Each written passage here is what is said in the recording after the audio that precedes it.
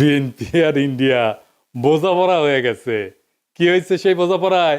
সেটা হইতেছে যতদিন আপা চট কইরে ঢুকে না যায় ততদিন পর্যন্ত বিএনপি ভারপ্রাপ্ত আওয়ামী লীগ হিসেবে কাজ করবি।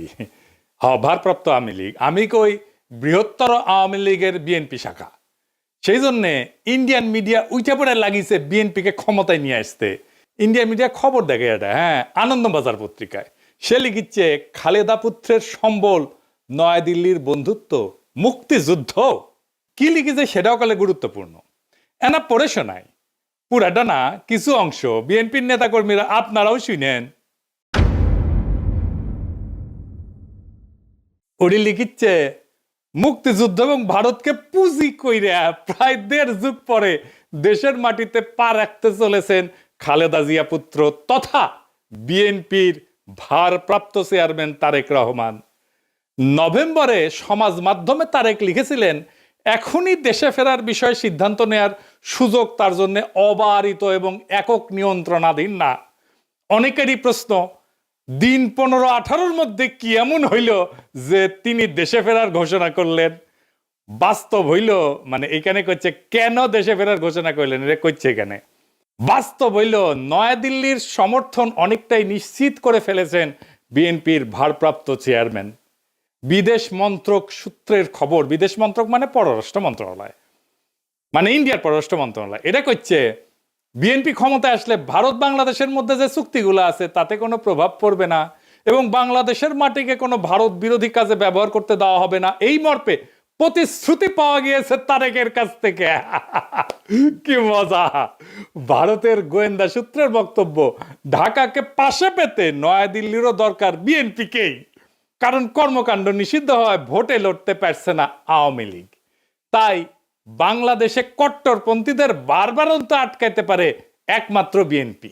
নির্বাচনের মাধ্যমে খালেদার দল ক্ষমতাসীন হইলে বাংলাদেশে ভারত বিরোধী তৎপরতায় রাশ টানা যাবে। তাই আওয়ামী লীগের সঙ্গে সখ্য থাকা সত্ত্বেও অবস্থা বুঝে ব্যবস্থা হিসেবে তারেকের পাশে থাকতে হচ্ছে নয়াদিল্লিকে। মাশাআল্লাহ! তাইলে তারেক রহমানের দেশে ফেরার সিদ্ধান্তটা ঝুইলা ছিল ইন্ডিয়ার সাথে বোঝাপড়ায়। আমি নিউজটা বাইর হওয়ার পরে কয়েকদিন দেরি করেছি এপিসোড করতে। আরে ক্ষীণা আশা ছিল যে বিএনপি হয়তো এই সংবাদের প্রতিবাদ জানাবে, জানাইছে, জানায় নাই। তার মানে প্রত্যেকটা শব্দ এই নিউজের সত্য। আর একটা ইন্টারভিউ দেখায় সুবীর নন্দীরা চেনেন তো, উই আসলে রয়ের স্পোক্সম্যান, মাউথপিস। রজা বলতে চায় বাংলাদেশ নিয়ে, তারাই দিয়ে বলায়। সে কি বলতেছে শুনেন। ভারত বাংলাদেশে কোন সরকার চাইবে? খুব সোজা উত্তর আমি তোমায় দিয়ে দিচ্ছি। Awami League is not in election, next best option is BNP, obviously not Jamaat. তারা অলরেডি 50 লাখ লোক নিয়ে জেহার টেয়াদের হুমকি দিচ্ছে। ফলে জামাত অবভিয়াসলি ইন্ডিয়া চাইবে না। অত অনেক কথা, ডিপ্লোম্যাটিক কথা বলে তো লাভ। কানেকশনটা হচ্ছে 71। আমরা একসাথে, আমার সৈন্য এবং মুক্তিযোদ্ধারা রক্ত ঝরিয়েছে, সেই সুবাদে Awami League. This is the historical fact. তো এই জায়গাতে হঠাৎ করে আজকে অন্য কিছু ডাইনামিক্স চলে আসবে, এটা তো আশা করাটাও ভুল। কিন্তু যে গভর্নমেন্ট আসবে তার সাথে ইন্ডিয়াকে তো ডিল করতে হবে। শুনেছেন তো? এইবার আরাটা দেখেন। তারপরে বিএনপি ভারতের পক্ষে এখন যে মুহূর্তে যতগুলো রাজনৈতিক প্রতিষ্ঠান আছে তার মধ্যে বিএনপি সব থেকে বেশি প্রো ইন্ডিয়া স্ট্যান্ড নিতে শুরু করেছে এবং বাণিজ্যের জন্য সহায়তা করবে বলছে। এখন এই অবস্থায় বিএনপির সাথে জামাতদের ঝগড়া হয়ে গেছে এবং জামাতকে তারা অত আসন দিতে চাইছে না। ভারত জামাতকে এই মুহূর্তে চায় না যে জামাত ক্ষমতায় আসুক, বরং বিএনপি ক্ষমতায় এলে ভারতের নিয়ন্ত্রণ করতে সুবিধা হয়। দেখেছেন, কইতেছে বিএনপি সবচেয়ে প্রো ইন্ডিয়া স্ট্যান্ড নিতে শুরু করছে। ইন্ডিয়ানরাই কয় কি খুশি। এইটা তো গেল ইন্ডিয়ান মিডিয়ার কথা। দেশে আবার ইন্ডিয়ার 2টা মিডিয়া আছে না, পন্দের আলো আর দিল্লি স্টার।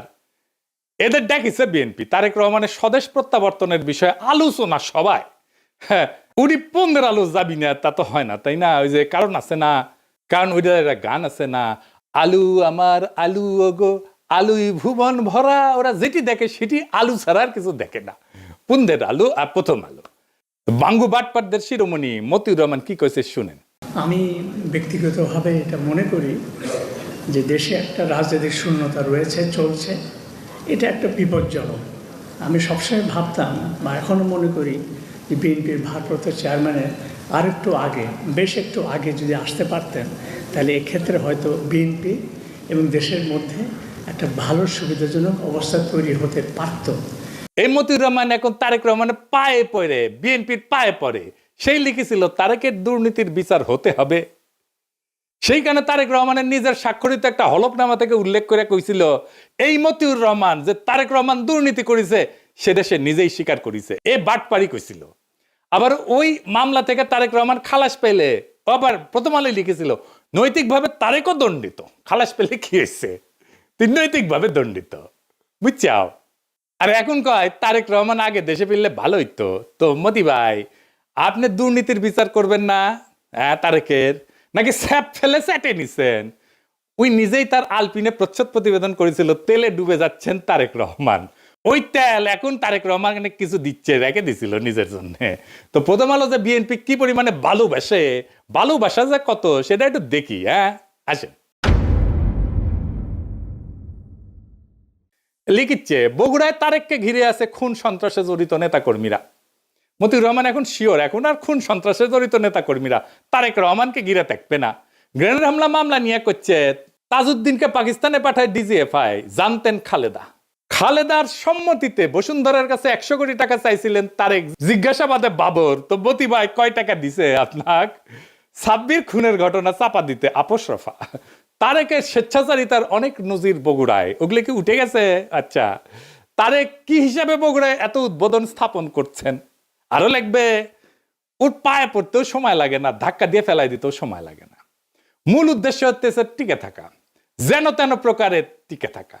তো এইগুলো কি জার্নালিজম, বস্তুনিষ্ঠ সাংবাদিকতা? এই নিউজগুলো যদি সত্য হয় তাইলে মতিউর রহমানের কি তারেক রহমানের প্রত্যাবর্তনে মিটিং এ যায় তারেক রহমানকে দেশে কেন আসলো না সেই নিয়ে কান্নাকাটি করা যায়? নৈতিকভাবে এটা জায়েজ, এথিক্যালি উচিত এইটা? হাদি গুলি খাওয়ার পরে শিরোনাম করেছিল তফসিলের পরের দিন প্রার্থী গুলিবিদ্ধ। হাদির নামটা পর্যন্ত লেখে নাই।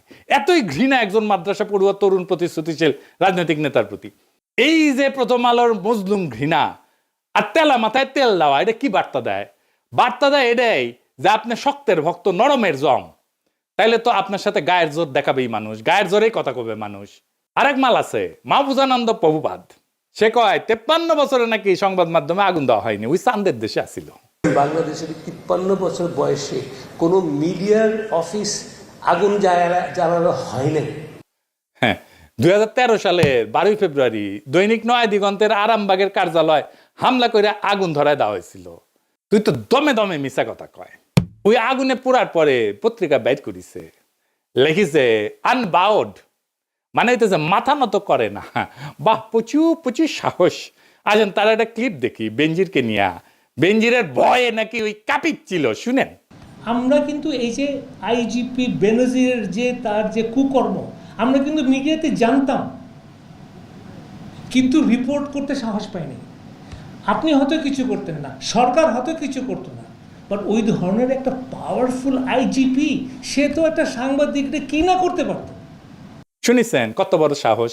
মাইনে নিলাম যে উই ভিতু, তো তাইলে কি ওই পত্রিকার স্লোগানে journalism without fear or favour লেখার নৈতিক অধিকার আছে? মানে মাহফুজা নাম, আপনার লজ্জা নাই? আপনি তরুণদের কি শিখাইতেছেন? আপনার লজ্জা লাগে না এত ভণ্ডামি করতে? ভণ্ডামির তো মাত্রা আছে।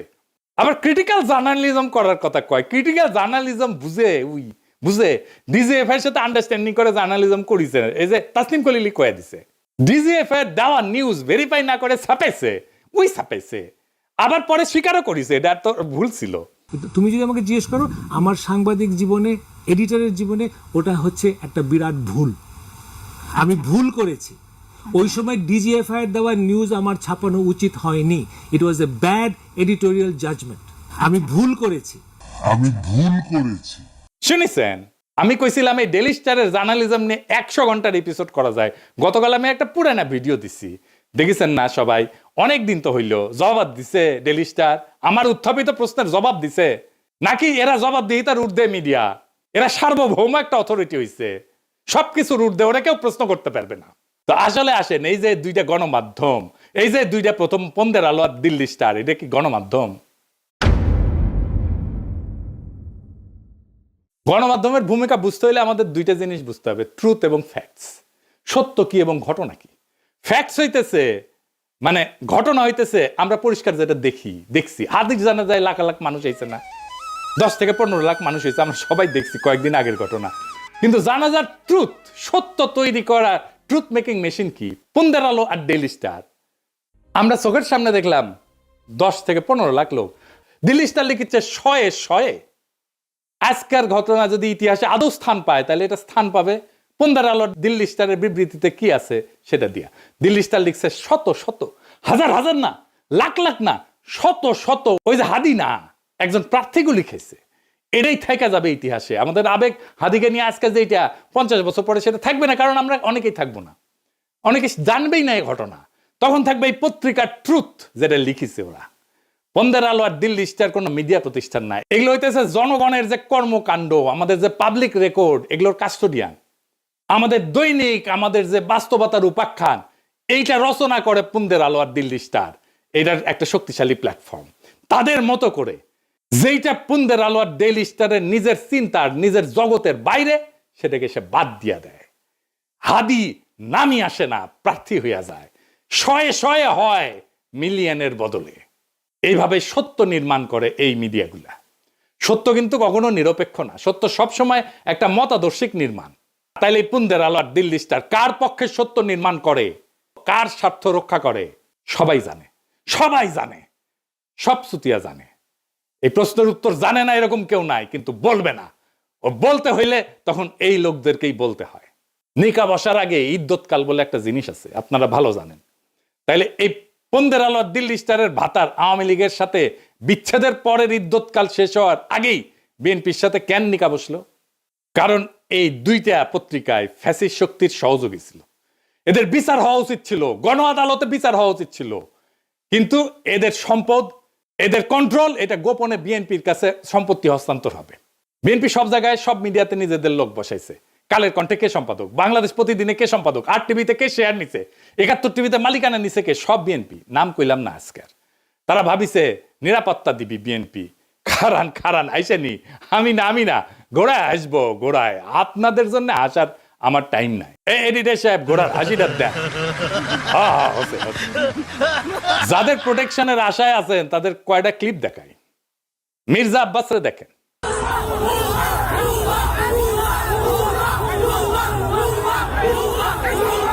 দেখেছেন ভুয়া স্লোগান তারে দেখা।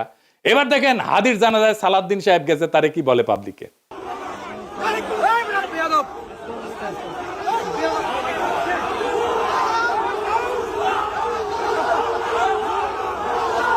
দেখেছেন এটিও ভুয়া স্লোগান। এবার দেখেন ফিরে যেতেছে সালাউদ্দিন, সেটিও দেখেন কি ভুয়া স্লোগান।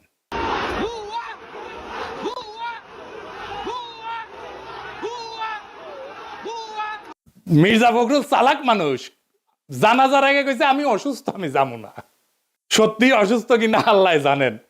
বিএনপি শীর্ষ নেতাদের প্রতি জনগণের অনাস্থা আর অশ্রদ্ধা কোন জায়গায় গেছে দেখেন। এরা ইলেকশনে জিতবে কি মনে হয় আপনাদের?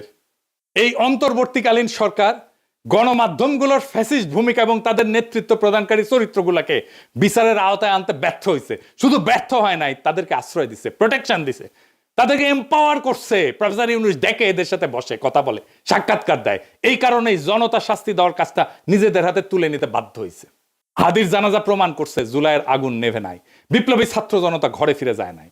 জুলাই বিপ্লবকে এই জন্য হয়েছিল যে এক ফ্যাসিস্ট শাসকের জায়গায় আর একটা ভারপ্রাপ্ত ফ্যাসিজম বসবে। আওয়ামী লীগের জায়গায় ভারপ্রাপ্ত আওয়ামী লীগ হয়ে বসবে বিএনপি, যার গ্যারান্টার হবে নয়াদিল্লি। সেই জন্য তো হয় নাই। কিন্তু বিএনপি কি করলো? তারা বিপ্লবের আগুনকে নেগোসিয়েশনের কয়লায় ফেলে দিল, ক্ষমতার কয়লায় ফেলে দিল। তারা ছাত্র জনতার রক্তকে জিও পলিটিক্যাল কারেন্সি বানালো। এইটাতে বিএনপি শেষ হয়ে যাবে। এই দেশের মানুষ একটা জিনিস সহ্য করতে পারে না, সেটা হইতেছে বেইমানি। বিএনপি জনতার সাথে, শহীদের রক্তের সাথে বেইমানি করছে, বিপ্লবের সাথে বেইমানি করছে।